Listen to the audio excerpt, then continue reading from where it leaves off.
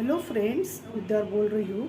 आज हम vector borne diseases का सेकेंड डिजीज़ डेंगू देखेंगे। डेंगू एक वायरल बॉर्न डिजीज़ है और वो एडिस इजिप्टी ये मॉस्किटो के थ्रू फैलता है। अभी इसमें क्या होता है कि ये जो एडिस है वो इन्फेक्टेड होते हैं डेंगू के वायरस से। अभी डेंगू वायरस के 4 प्रकार होते हैं, डेंगू वायरस 1, 2, 3 और 4। और ये जब एडिस इजिप्टी काटते हैं ह्यूमन बींग्स को तो डेंगू का ब्लड में प्रसार होता है। अभी वो हाई रिस्क पेशेंट कौन से हैं तो प्रेगनेंसी में, infant, elderly, obesity, peptic ulcer disease में होता है, थैलासेमिया में होता है, G6PD डेफिशिएंसी होगा, अगर कोरोनरी हार्ट डिजीज़ होगा, क्रॉनिक डिजीज़ डायबिटीज़ होगा तो वो पेशेंट ज़्यादा सफ़र होते हैं। अभी ये क्लिनिकल फीचर्स कैसे होता है तो क्लिनिकल फीचर्स में वो उसका dengue fever, dengue haemorrhagic fever, dengue shock syndrome, ऐसे ये 3 कैटेगरीज होते हैं। उसको माइल्ड, मॉडरेट एंड सीवियर भी बोलते हैं।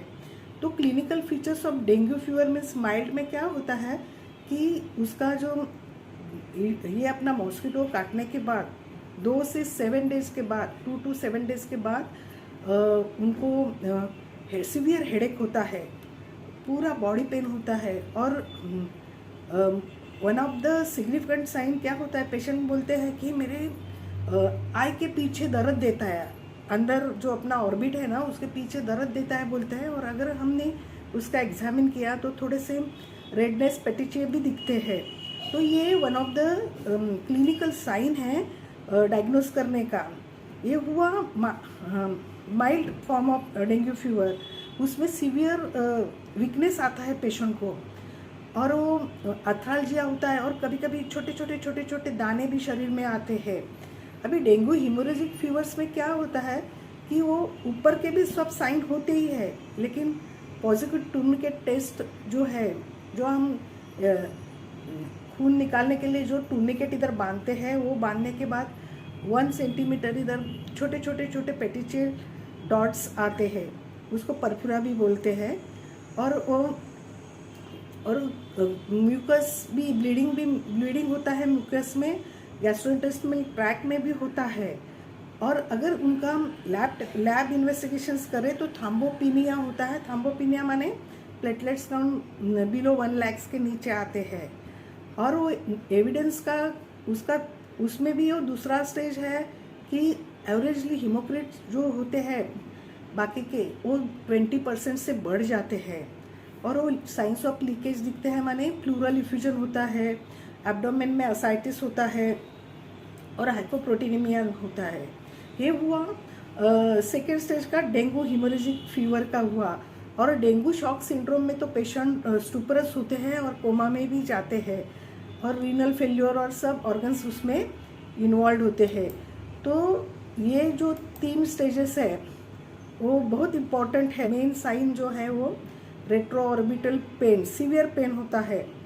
बाद में उसका डायग्नोसिस कैसे करते हैं तो डायग्नोसिस एक मैंने बोला लैबोरेटरी इन्वेस्टिगेशंस CBC ESR करते तो उसमें प्लेटलेट्स बिलो 1 लाख के कम रहते हैं। देन न्यूट्रोपिनिया होता है। न्यूट्रोपिनिया मीन्स न्यूट्रोफिल्स भी बहुत कम होते हैं।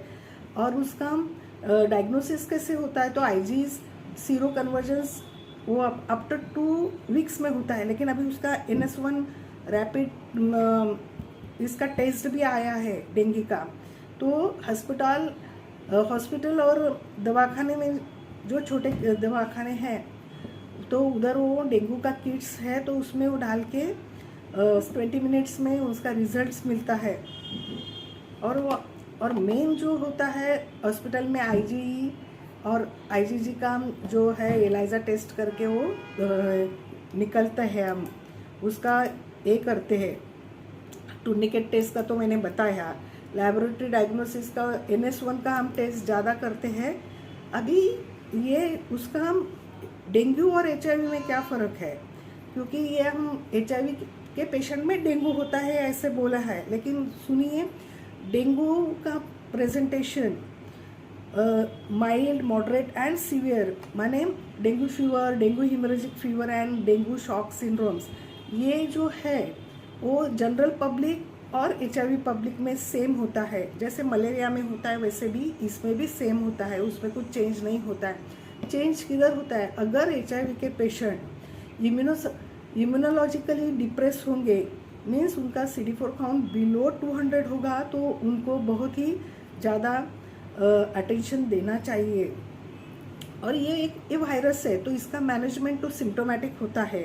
इसका मैनेजमेंट, अगर उनको बुखार आया तो बुखार का देते हैं, एंटीपायरेटिक देते हैं, उनको पूरा रेस्ट देते हैं। अगर प्लेटलेट्स कम हुआ तो प्लेटलेट्स चढ़ाते हैं। लेकिन डेंगू शॉक सिंड्रोम में बचने के चांसेस है वो बहुत ही कम होते हैं। तो जो मैंने अभी बताया कि ये जो मैनेजमेंट है डेंगू का, वो सिम्टोमेटिक मैनेजमेंट है। हेडेक है तो हेडेक का दे दो, फीवर है तो फीवर का दवा दे दो, प्लेटलेट्स कम हो गया है तो प्लेटलेट्स चढ़ाओ, और उनका पेशेंट को सेटल करने का होता है, मीन्स उनको बेड रेस्ट रहती है। लेकिन एक आयुर्वेदिक जो हमारे आयुर्वेद में क्या बोला है कि पपाया का जो लीव्स होता है उसका रस उसमें बहुत अच्छा काम करता है। और मैं इधर एडवर्टाइज नहीं करती है, लेकिन मैंने अपना पपाया का गोली भी अवेलेबल है उसमें, तो मैंने दिया है पेशेंट को और उनका प्लेटलेट्स बहुत ही अच्छी तरह से बढ़ गया है। तो अपने आयुर्वेद में भी अच्छा दवा है, लेकिन हम एलोपैथी है, हम उनका इतना ये नहीं करते। लेकिन अभी इधर वायरल में तो कोई ट्रीटमेंट नहीं है, तो मैंने एक पेशेंट का 100 पेशेंट पे वो किया था गोली का, पपाया का गोली, और उसका अच्छा रिजल्ट्स भी आया था। तो वो हम दे सकते हैं, ज़्यादा पानी दे सकते हैं पीने के लिए। तो ये हो गया ट्रीटमेंट, उसका कॉज क्या है, ट्रीटमेंट क्या है, ये हो गया। तो अभी वो नहीं होने के लिए क्या करेंगे, मैंने तो बोला कि ये वायरल फीवर है और वो क्या है उसमें prevention is better than treatment. तो उसमें क्या होता है प्रिवेंशन में, मैंने पहले ही सेशन में बताया था कि जब भी हम पानी रखते हैं घर में, पानी बर्तन में, कंटेनर्स में, तो हफ्ते में एक बार वो कंटेनर आप ड्राई कीजिए, अच्छी तरह से सुखा दीजिए और बाद में दूसरा पानी भरिए। और अगर सुबह, एक मैं बोलने को आपको भूल गई कि डेंगू के मच्छर ये सुबह काटते हैं और अच्छे पानी में पलते हैं, और मलेरिया का गंदे पानी में पलते हैं और रात को काटते हैं। ये इसमें बहुत डिफरेंट है ये। तो सुबह एरोजोल का स्प्रे अगर मारेंगे तो डेंगू के जो मच्छर है वो नहीं होते हैं। तीसरा, अगर आप पूरा हाफ सिवलेज मत डालिए, आप पूरे कपड़े का ये करिए, पैरों में भी सॉक्स डालिए, तो मच्छर नहीं काटेंगे क्योंकि वो सुबह काटते हैं।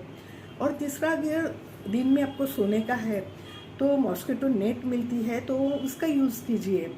तो ये जो है वो प्रिकॉशंस लेने के हैं। तो दोस्त, मैंने आज आपको बताया कि कैसे फैलता है, उसका कॉज क्या है, ये और उसका मैनेजमेंट क्या है, कितने प्रकार के डेंगू वायरस होते हैं, ये मैंने बताया। अगर आपको ये अच्छा लगा तो लाइक और शेयर कीजिए। धन्यवाद। Amazing facts about body. आजकल हमारे शरीर में होने वाली छोटी छोटी सी परेशानी पर भी हम तुरंत दवाई लेते हैं, लेकिन क्या आप जानते हैं कि अपनी ऐसी कुछ बीमारी है का इलाज दवाइयों के बदले अपना शरीर खुद करता है। हमारे शरीर में अपनी तकलीफ़ों के लिए खुद ठीक करने की भी क्षमता होती है।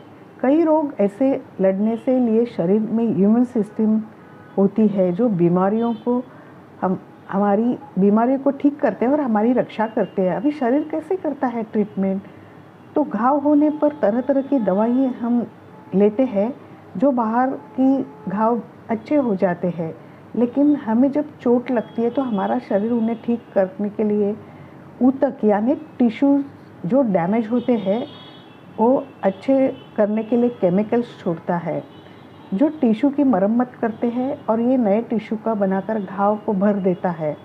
और हड्डी टूटने पर ये लिगामेंट्स और टेंडन के टिश्यूज़ को फिर से बनाने की कोशिश में जुड़ता है।